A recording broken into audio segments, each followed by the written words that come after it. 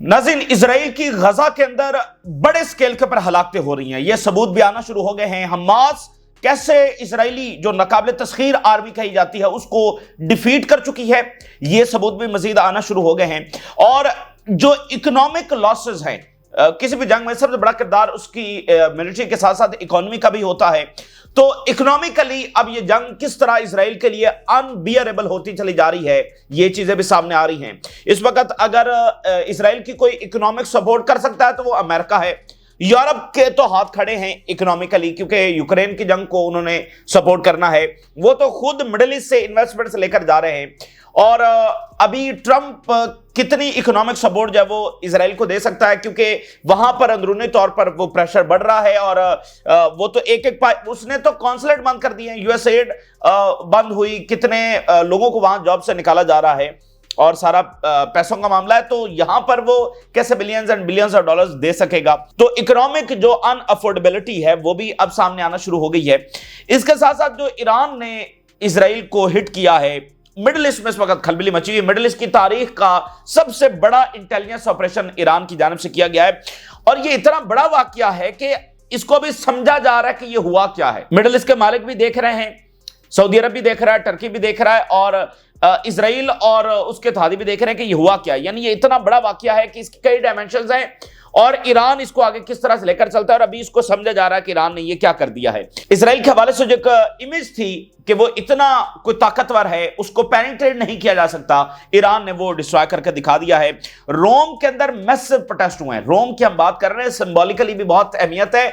और पता है कितने लोग जमा हुए हैं? लाखों की तादाद का मजमा है। लाखों लोग रोम के अंदर निकले हैं फलस्तीन के हक के अंदर। तो ये मगरबी जो कैपिटल्स हैं उसमें फलस्तीन के झंडे और फलस्तीन के नारे हमें नजर आ रहे हैं। उधर नाज़रीन जो हाउस ऑफ कार्ड है वो हमें शैटर्ड होता हुआ नजर आ रहा है। एक तरफ आप देखिए रशिया और चाइना की जो लीडरशिप है, वहां पर देखिए कि वो कितनी संजीदगी के साथ, कितने फोकस तरीके से आगे बढ़ रहे हैं, दुनिया के साथ बातचीत कर रहे हैं, लाइसेंस को बढ़ा रहे हैं, इकोनॉमी की दुनिया से बात कर रहे हैं। लेकिन अमेरिका के अंदर आप देखिए कि क्या हो रहा है। एक तरफ दो ताकतवर तरीन शख्स जो है वो आपस में लड़ रहे हैं। एक तरफ अमेरिकी सदर है, दूसरी तरफ इलोन मस्क है, और एक दूसरे को डैमेज कर रहे हैं। यानी एक तरफ अमेरिकी सदर डैमेज हो रहा है, दूसरी तरफ वो बिलियनर डैमेज हो रहा है, और उसकी कंपनीज डैमेज हो रही हैं, वो भी अमेरिकन कंपनीज है। और अमेरिकन हेजेमनी में इन कंपनीज का किरदार है। तो दोनों एक दूसरे के साथ लड़ रहे हैं और दोनों ओवरऑल अमेरिकन एम्पायर को डैमेज कर रहे हैं, और दोनों के किरदार मुतासर हो रहे हैं। खासकर ट्रंप का जो किरदार है वो बहुत ज्यादा मुतासर यहां पर हो रहा है।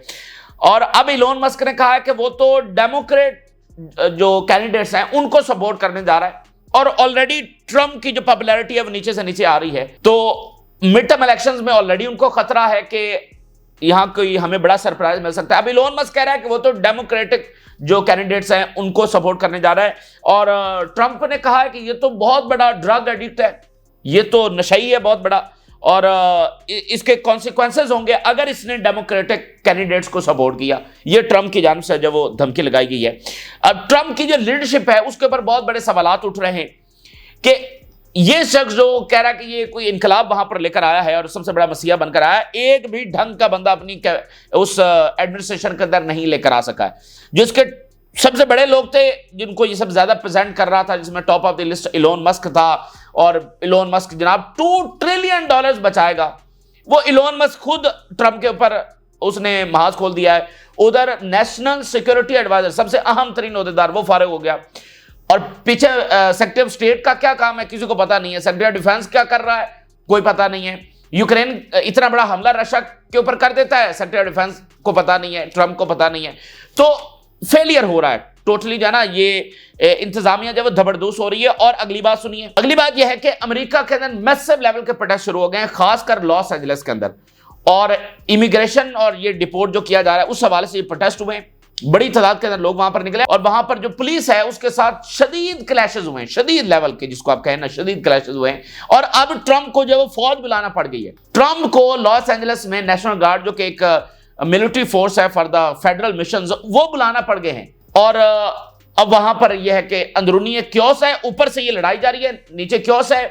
और यूक्रेन की जंग काबू में नहीं आ रही, यूक्रेन की जंग रुकने के कोई चांसेस नहीं है। जो ये 24 घंटे का वादा करके आया था, मिडिल ईस्ट में इसकी कोई दिलचस्पी नहीं है कि ये यहां पर जुल्म रोका जाए, इधर कोई दिलचस्पी नहीं है, यूक्रेन की जंग जो अब रुक नहीं रही और अंदरूनी क्योस है। अब आप देखिए कि Iran, north Korea, China, Russia, क्या वहां पर इस तरह का कुछ हो रहा है? कोई इंटरनल क्योस, कोई लीडरशिप लड़ रहे हो, चाइनीज सदर के ऊपर जो है वो कोई उसका अपना ही इस तरह से इल्जाम लगा रहा हो, या प्यूटन के ऊपर कोई कुछ कर रहा हो, मतलब या किम जोंग अन के ऊपर कोई कर रहा हो, बिलियनर कोरिया का। तो ये सिर्फ अमेरिका के अंदरूनी क्योस और फिर ये लड़ाई। तो ये हाउस ऑफ कार्ड जो है ना, हमें ये जवाल की तरफ वाज़ेह तौर पर जाता हुआ दिखाई दे रहा है। तो ये तमाम हेडलाइंस आपके साथ शेयर करेंगे। आगाज नज़र करते हैं। देखिए, ईरान ने जो बहुत बड़ा अटैक किया है, इसको इजरायली मीडिया किस तरह से रिपोर्ट कर रहा है। Iran hits Israel hard without arms. असलहा के बगैर ईरान ने बहुत कारी जरब जब इजराइल को लगा दिया। Hit hard without arms. Intelligence breach lays Tel Aviv bare. Expert describe the seizure of large of sensitive Israeli documents as the biggest intelligence breach in Israel history.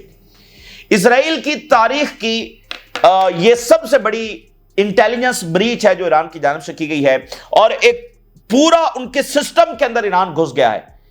किसी एक बिल्डिंग के अंदर नहीं, किसी एक जगह के ऊपर नहीं, किसी एक पर्सन को नहीं, उनका जो पूरा सिक्योरिटी सिस्टम है उसके अंदर घुसकर जब ईरान ये इतने बड़े डॉक्यूमेंट्स है वो, और सबसे ज्यादा सेंसिटिव वो निकाल कर लाया है। तो ये कारी जरब है जो ईरान ने लगाई है, विदाउट आर्म्स लगाई है, एक गोली भी नहीं चलाई। और ये जो कहते हैं taste of his own medicine, तो ये मुसाद को taste of his own medicine दिया है। ये मुसाद अब इतराती और ह्यूमिलिएट करती है कि वो इस तरह से ऑपरेशंस कर सकती है, ठीक है ना। तो इस लेवल की इंटेलिजेंस एजेंसी मिडिल ईस्ट में किसी के पास नहीं है, ईरान ने वो करके दिखा दिया है। तो ये बड़ी कारी जरब लगाई और उसकी डायमेंशंस अभी आना बाकी है। और इजराइल में खप पड़ी हुई है और सत्ते में है उनकी मिलिट्री एस्टेब्लिशमेंट और उनके हाई ऑफिशियल्स के, ये उनके साथ हुआ क्या है, और मुसाद जब इस वक्त सत्ते में है। अब नाज़रीन, अगली बात यह है कि इजराइल शिकस्त खा चुका है, अस्करी तौर पर उसको शिकस्त हो चुकी है। 20 महीने हो चुके हैं, आज 612 दिन हैं और ईद उल अज़हा का तीसरा रोज है गजा के अंदर और जनूबी एशिया में, और यहां पर ईद उल अज़हा का दूसरा रोज है। और इन 612 दिनों की जारियत के अंदर इजराइल कोई अपना डिक्लेयर्ड गोल पूरा नहीं कर सका। ना वो हमास को डिफीट कर सका है मिलिटरीली, ना वो अपने कैदियों को वापस ला सका है। सिर्फ उसने जारियत की है, और जो उसको ये शिकस्त हुई है इसको वो सिर्फ बमबारी करके, और कभी लेबनान के ऊपर बम गिरा दिया, कभी यमन के ऊपर आकर अटैक कर दिया, इस हैबत और इस जहरियत के अंदर अपनी शिकस्त को छुपाने की कोशिश कर रहा है। लेकिन बहरहाल अब वो रियलिटी सामने आ रही है। इजराइल का top general Yitzhak Brick, very highest level का जनरल है और बहुत फेमस है, और इसका इस वक्त जो रिपोर्ट है आपके सामने रखने जा रहे हैं। यानी इससे बड़ा कोई कंक्रीट सबूत तो हमारे सामने हो नहीं सकता ना कि गजा में एक्चुअली क्या हो रहा है। इसने बताया कि गजा के अंदर एक्चुअली क्या हो रहा है, क्या इजराइल जीत चुका है, हार चुका है, आगे क्या नताइज जो है वो इजराइल के लिए निकलने जा रहे हैं। तो एक एक लफ्ज इसका सुनने वाला है। मैं 9 हेडलाइंस आपके सामने रखने जा रहा हूं। सून, बहुत जल्दी, Israel will no longer have the economic capacity to operate its war machine and the truth will be revealed to the world. देखिए, एक होता है कि मिडिल ईस्ट का कोई जो एनालिस्ट है वो रिपोर्ट कर रहा है, एक यह है कि कोई फलस्तीन का हमदर्द, कोई प्रो इस तरह से रिपोर्ट कर रहा है। अब हम इजरायली टॉप जनरल की जो रिपोर्ट है, जो हकायक है आपके सामने रख रहे हैं। वो कह रहा है कि बहुत जल्द इजराइल की जो इकोनॉमिक कैपेसिटी है इस जंग को जारी रखने के वाले से वो खत्म हो चुकी है, और बहुत जल्द ये दुनिया के ऊपर वाज़ेह हो जाएगा। और दुनिया से मुराद वेस्टर्न वर्ल्ड है जो इसको सपोर्ट कर रही है। The army that presents itself as the strongest in the Middle East, Israeli army जो अपने आप को मिडिल ईस्ट की सबसे ताकतवर तरीन आर्मी समझती है, वॉज डिफीटेड बाय हमास। मेरे अल्फाज नहीं है, इजरायली जनरल के अल्फाज हैं। इजरायली जो आर्मी, जो नाकाबिले तस्खीर आर्मी है, स्ट्रॉन्गेस्ट आर्मी है, वो हमास ने उसको डिफीट कर दिया है। And soon will become a laughing stock, और बहुत जल्द ये पूरी दुनिया के लिए और खासकर मिडिल ईस्ट के अंदर लाफिंग स्टॉक बनने वाली है। हंसेंगे सब इसके ऊपर। ये जो एरोगेंस और जो ताकत थी ना कि हम सबसे तगड़े हैं, हम ये और हम वो, हमने अरबों को शिकस्त दी, मिडिल ईस्ट के अंदर बैठकर हमने अरबों को शिकस्त दी, तो उस आर्मी को हमास ने डिफीट कर दिया और बहुत जल्द वो लाफिंग स्टॉक बनने जा रही है। The army will soon be forced to release its reserves and give regular soldiers a break. बहुत बुरी तरीके से इजरायली आर्मी एग्जॉस्ट हो चुकी है और अब उसको ब्रेक देना होगी इजरायली रेगुलर और रिजर्व दोनों आर्मीज को। ये एग्जॉस्ट हो चुकी हैं और पीक लेवल के ऊपर मामला पहुंच गया है। ये बात बड़ी इंपॉर्टेंट है। Hardly a day goes by since the start of the operation, ये जो अभी रिसेंट ऑपरेशन ट्रंप के बाद शुरू हुआ है, विदाउट सोल्जर्स बीइंग किल्ड और वुंडेड इन गाजा। कोई ऐसा दिन नहीं है कि इजरायली फौजी गजा के अंदर ना मारे जा रहे हों। तो हमने हमेशा से बात आपके सामने रखी है कि इजराइल अपनी शिकस्त को और उसके जो फौजी मारे जा रहे हैं उसको छुपाता है, नंबर हमेशा ही छुपाता है। आज उसका जनरल कह रहा है कि कोई ऐसा दिन नहीं है कि इजरायली फौजी वहां पर ना मारे जा रहे हैं। हर दिन इजरायली फौज की कैजुअलिटीज हो रही हैं और हमारे सामने तो रोजाना ये नंबर्स नहीं आ रहे हैं। Political and military leaders lied to the people when they said Hamas would submit within days and its rule would end. बड़ी इंपॉर्टेंट बात है कि इजरायली लीडरशिप ने अपने सेटलर्स को और वेस्टर्न वर्ल्ड को यह कन्वे किया कि ये चंद दिनों की बात है, हम यूं गए और यूं वापस आए और हमास को हम डिफीट करने जा रहे हैं। यही बात इन्होंने कन्वे की और वो आगे से बढ़ता जो है वो आज 20 महीने हो चुके हैं, हमास डिफीट नहीं हुई। बुनियादी तौर पर इन्होंने कहा था कि ये चंद दिनों की बात है और इस वक्त भी जब वेस्ट से स्टांस बदला है तो अब भी ये वेस्ट को यही कन्वे कर रहे हैं कि अब तो बहुत थोड़े से दिन रह गए हैं, अब तो हमास को हमने बहुत कमजोर कर दिया है, अब तो बस थोड़े से दिन हमें और दीजिए और हमास को हम डिफीट कर देंगे। तो यही मंत्रा है जो वो बार बार पढ़ा रहे हैं और इजरायली जनरल कह रहा है ऐसा कुछ भी नहीं है। The lies of the Israeli army and political leaders continue and the army is faltering in the Gaza Strip. Faltering से मुराद यह है कि losing strength। आर्मी जो है वो गजा के अंदर हार रही है, लूजिंग स्ट्रेंथ कर रही है और इधर जो पॉलिटिकल और मिलिट्री लीडरशिप है वो झूठ पे झूठ बोलती चली जा रही है कि हमने ये अचीव कर लिया। देखिए सादा सी बात है, अगर इजराइल जीत चुका होता तो इजराइल क्लेम कर चुका होता और हमास के हमले ना हो रहे होते, ठीक है ना। तो इजराइल अभी तक हमने डिक्लेयर गोल्स पूरे नहीं कर सका, हमास मौजूद है, इससे हमास का सर्वाइवल ही शिकस्त है। ये जंग एक डिफरेंट नौयत की जंग है, इसमें दो रियासतें नहीं लड़ रही हैं, एक गोरिल्ला फोर्स लड़ रही है। तो जब भी इस तरह की लड़ाई होती है तो जो छोटी ताकत होती है उसका सर्वाइवल ही उसकी फतह होती है। What matters to Israel's leader is personal and political survival and they are leading the people toward mass suicide. ये इजराइल जनरल अल्फाज इस्तेमाल कर रहा है। ये जो जंग जारी है इसके पीछे सिर्फ पॉलिटिकल मोटिव्स है और ये पूरे इजरायली सेटलर्स को तबाही की तरफ धकेल रहा है। ये लाइन भी बड़ी इंपॉर्टेंट है। The Israeli army is barely able to target Hamas. बहुत मुश्किल होता है, बहुत कम होता है कि ये हमास को डायरेक्टली कहीं पर जाकर टारगेट करें। And is primarily bombing Palestinian civilians. और ये सिर्फ और सिर्फ पैलेस्टीनियन जो सिविलियंस है उनको बॉम्ब कर रहे हैं। इजराइल जनरल कह रहा है कि हमास तो टारगेट हो ही नहीं रही, बहुत कम शायद। तो असल जो इनकी बॉम्बिंग हो रही है वो सिर्फ सिविलियंस के ऊपर हो रही है। The Israeli army is fighting in border areas in Gaza and their force is intensifying raids to force civilians to leave. Very important. Israeli army जो अंदर दाखिल हुई है वो आगे नहीं बढ़ पा रही बल्कि बॉर्डर एरियाज के अंदर ज्यादातर मौजूद है और वहीं पर क्लैशेस हो रहे हैं और ऊपर से ये बमबारी कर रहे हैं। यानी एयरफोर्स है जो ऊपर से बमबारी हर जगह पर कर रही है, लेकिन जमीनी फौज अभी भी आगे तमाम जगहों के ऊपर ऑपरेट नहीं कर पा रही है और वो बमबारी करके अपनी शिकस्त को छुपा रहे हैं। Israel's deterrence force has suffered significant damage which will prompt our enemies near the border to prepare for war against us. हमारी जो डेटरेंस है कि हम ये कर सकते हैं और वो कर सकते हैं, वो हमारी डेटरेंस, हमारा खौफ, हमारी हैबत, वो सब डिस्ट्रॉय हो चुकी है। इसलिए अब हमारे जो एनिमीज हैं वो तगड़े होंगे और वो हमारे बॉर्डर्स के करीब जमा होंगे और हमारे ऊपर एक नई जंग छेड़ देंगे, क्योंकि उनको पता चल गया है कि इजराइल क्या कर सकता है, ठीक है ना। ये सिर्फ सिविलियंस को बॉम्ब कर सकता है, इससे ज्यादा इसकी आर्मी कुछ भी नहीं कर सकती है। तो ये जनाब हमारे अल्फाज नहीं है, इजरायली टॉप जनरल, और यही एविडेंस है, ठीक है, जिसको वो कवर अप करने की कोशिश कर रहे हैं। ये वो रियलिटी है जिसको इजराइल फेस नहीं करना चाहता है अपनी एरोगेंस में। यानी देखिए एक कॉलोनी है, उसकी आइडियोलॉजी ही ये है कि उसने यहां पर डोमिनेट होकर रहना है और फलस्तीनियों को वो रिकॉग्नाइज नहीं करते हैं, तो फलस्तीनियों को कैसे वहां पर रियासत देंगे। तो इसलिए वो इस जंग को अभी तक रोकने के लिए तैयार नहीं है, बावजूद इसके कि वो शिकस्त खा चुके हैं और इस रियलिटी को फेस करने के लिए तैयार नहीं है। लेकिन अल्टीमेटली ये रियलिटी जो है वो उनको फेस तो करना पड़ेगी, क्योंकि जो जो इसराइल इस जंग को आगे बढ़ाता चला जा रहा है, ये ताकतवर तरीन कॉलोनी जो है ये डैमेज होती चली जा रही है और अपने कोलैप्स की तरफ और एब्सोल्यूट डिफीट की तरफ बढ़ रही है। अब आप देखिए कि जो दाइश है ये इस वक्त इजरायली आर्मी के साथ ऑपरेट कर रही है, यानी उनके कन्वॉय के साथ साथ चलती है, बल्कि इजरायली जो कन्वॉय हैं उनको ये दाइश प्रोटेक्ट कर रही है। इस तरह से दाइश से काम लिया जा रहा है। यानी पहले ये था ना कि दाइश एक एरिया में है और ये आर्मी दूसरे में है, अब दाइश और इजरायली आर्मी एक साथ साथ चल रहे हैं और उनके कन्वॉय को ये प्रोटेक्ट कर रही है हमास के हमलों से, और एड सेंटर के ऊपर ये मौजूद हैं। अभी एक बड़ा दिल दहला देने वाला वाकया पेश आया। आज गजा में तीसरा रोज है और वहां पर कुर्बानी तो हो नहीं सकी, ईद की नमाज उन्होंने अदा की। एड सेंटर के ऊपर आज 4 लोग शहीद हुए हैं और 70 जख्मी हो गए। इससे पहले जो रिपोर्ट आई, इन पिछले 4-5 दिनों के अंदर 1000 से ज्यादा फलस्तीनी जख्मी हुए हैं। आज 70 फलस्तीनी जख्मी हो गए। फलस्तीनी सिर्फ एक नंबर्स बनकर रह गए हैं। ये बड़े ही दुख, तकलीफ और दर्द की बात है कि फलस्तीनी अभी तक ये सह रहे हैं। और इजरायली आर्मी ने कहा है कि जो यूरोपियन हॉस्पिटल है, यहां पर तो हमास का हेडक्वार्टर था। IDF Hamas use tunnels below Gaza European hospital as a main command post on October से। तो वही पुराने झूठ और वही घिसी पिटी बातें। और फिर ये वाली स्टेटमेंट देखिए, our assessment indicates that Hamas has been significantly weakened and is currently at its lowest level in terms of governance and military capabilities। Israeli army कह रही है कि हमास तो बहुत कमजोर हो चुकी है। ये अब यही वो बात है जिसको ये वेस्टर्न गवर्नमेंट्स को कन्वे कर रहे हैं कि बहुत अब थोड़ा सा टाइम रह गया है और हम जो है वो हमास को हराने के करीब पहुंच गए।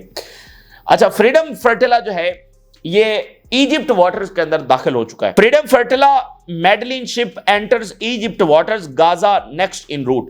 इजरायली आर्मी ने कहा है कि वो अटैक करेगी, वो किसी सूरत इसको गजा नहीं पहुंचने देगी, ये उसने बात की है। इजिप्ट के वाटर्स के अंदर ये शिप दाखिल हो चुका है। अच्छा, इन लोगों ने अपना फर्ज अदा कर दिया और दुनिया को बता दिया है कि वो किस तरह से खामोश बैठे हुए हैं, तो इन्होंने अपना फर्ज अदा कर दिया है। तल अवीव के अंदर बड़े प्रोटेस्ट हुए हैं और एक बड़ी अनयूजुअल सी चीज वहां पर देखने को मिली है। तल अवीव के अंदर, गजा के अंदर जो बच्चे शहीद हुए हैं, तल अवीव मुजाहिरों के अंदर उनके लिए खामोशी इख्तियार की गई है, यानी सोग मनाया गया है उनका। साइलेंट विजाइल हेल्ड इन तल Aviv for Gaza children killed in IDF strike. Israeli उस स्ट्राइक के अंदर जो फलस्तीनी बच्चे शहीद हुए हैं उनके लिए साइलेंस किया गया है तल अवीव के प्रोटेस्ट में। इसके साथ नाज़रीन, रोम से एक बड़ी गैर मुल्की खबर है कि वहां पर बड़े मैसिव लेवल के प्रोटेस्ट हुए। और देखिए, रोम जो कैपिटल है उसकी बड़ी सिंबॉलिक अहमियत भी है, वहीं पर वेटिकन है। तो वहां पर कितने लोग निकले हैं? 3 लाख का मजमा बताया जा रहा है। 3 लाख लोग इटली के अंदर निकल आए हैं। Massive Rome protest demands end to Gaza war, condemns government complicity. Government को उन्होंने कंडेम किया है। Protest in support of Gaza and against the genocide in strip continue unabated. और Rome saw a wave of demonstrations flood its streets. वो तस्वीरें videos आ रही हैं, मतलब एक सैलाब है जो वहां पर उमड़ आया है।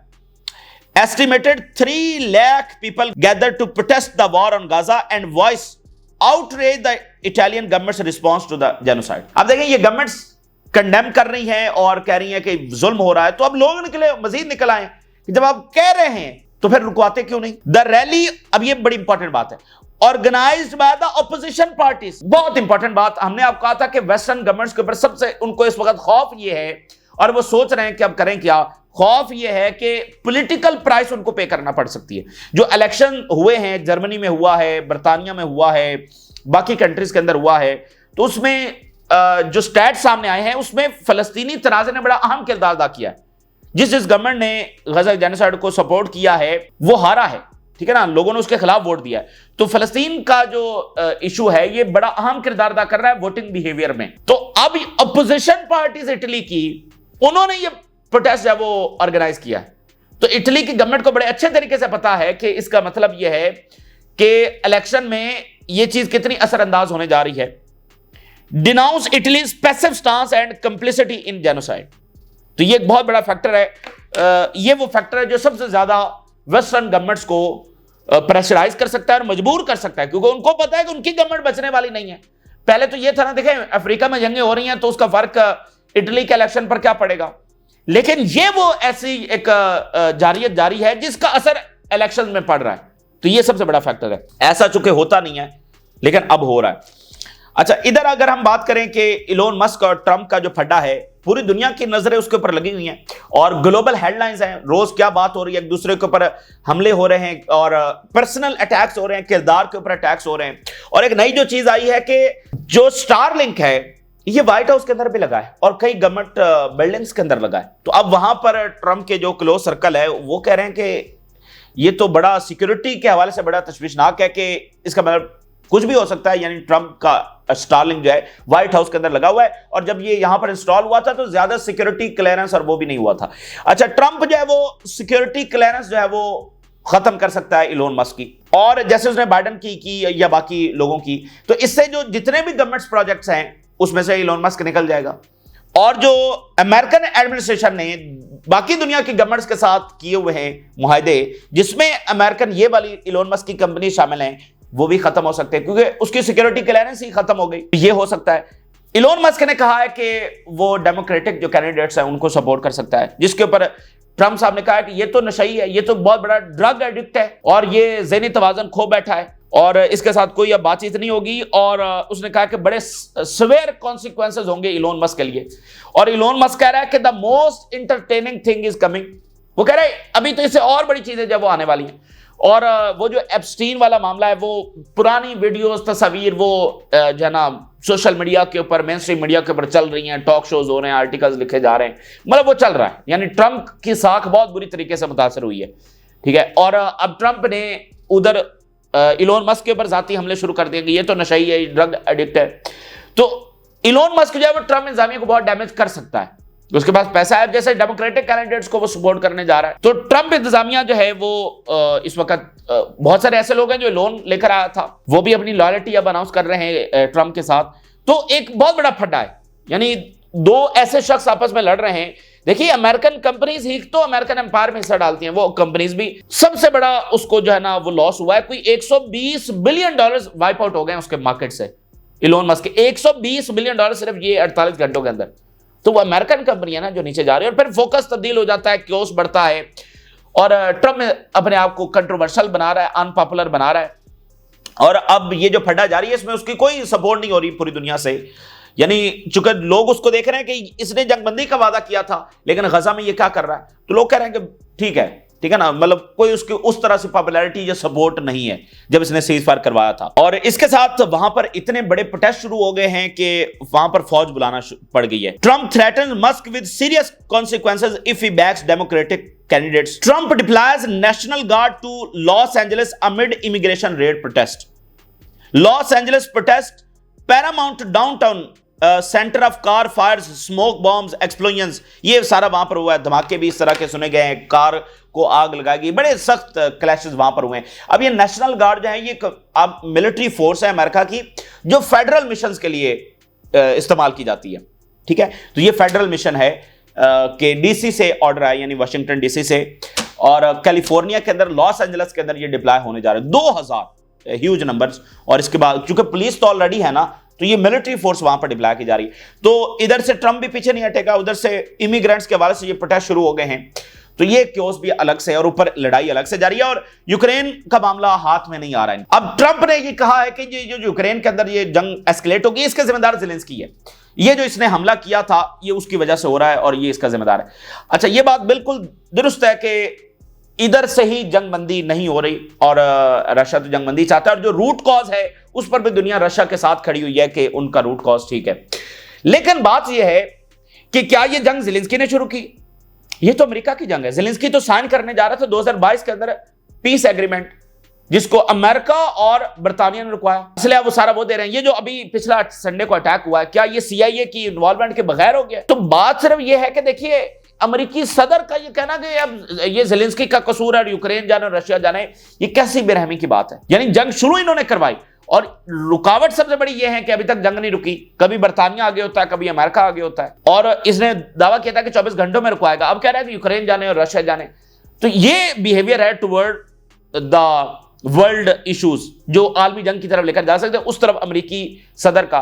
और कल को अगर वहां पर आलमी जंग छिड़ जाती है तो क्या अमेरिका उसमें से मतलब साइड पर कर सकेगा अपने आप को, ठीक है। तो बहरहाल ये इस वक्त चीजें हैं, और अगला मिड टर्म इलेक्शन बड़ा इंपॉर्टेंट होने जा रहा है, क्योंकि डेमोक्रेट्स और यूरोप के लिए जरूरी है। अगर डेमोक्रेट्स आ जाएंगे तो दोबारा से यूक्रेन की खुलकर वो सपोर्ट भी शुरू हो जाएगी, और ऊपर से ट्रंप कंट्रोवर्शियल हो रहा है और अनपॉपुलर हो रहा है, ठीक है। और मिडिल ईस्ट वाले देख रहे हैं कि आपने क्या करना है, ठीक है ना। वो मिडिल ईस्ट वाला मामला तो आगे नहीं बढ़ सकता अगर गजा का सीज फायर ना हुआ, और वो तो जा रहे थे उधर ब्रिक्स की तरफ, तो ट्रंप ने कहा कि नहीं, आपका मसला हम हल करेंगे।